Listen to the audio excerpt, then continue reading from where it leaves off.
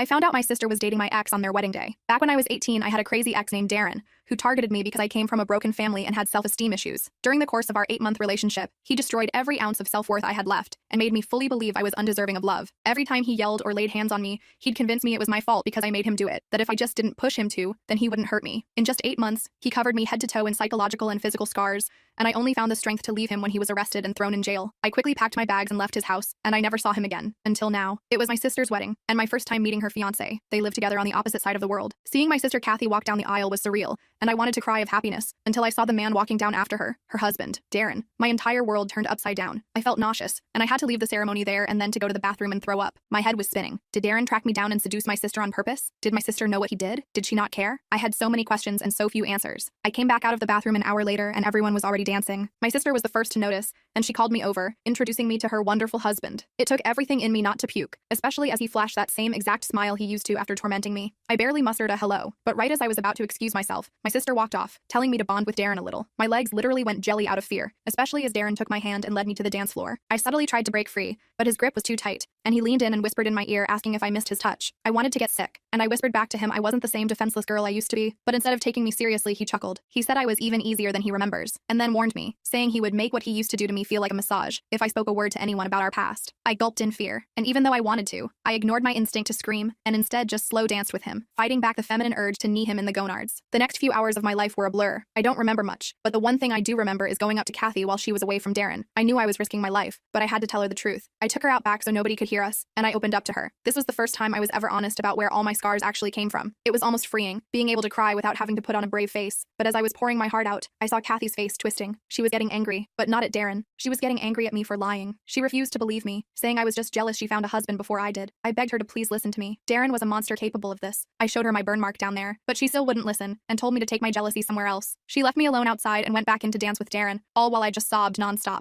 That single moment hurt more than anything Darren ever did to me. The rest of the night between us was extremely tense. We barely glanced at each other. What made it worse is that I think Darren knew I had told Kathy something, because he kept flashing this, "Oh, you fucked up" smile at me. I left the wedding early, and throughout their honeymoon I was panicking. I was worried for Kathy's safety, but what I didn't realize was that it wasn't Kathy I should have worried about. It was me, because Darren never loved Kathy. Turns out, he had come back for me. And what he did next made that painfully clear. The rest of the full story is on my channel and linked below.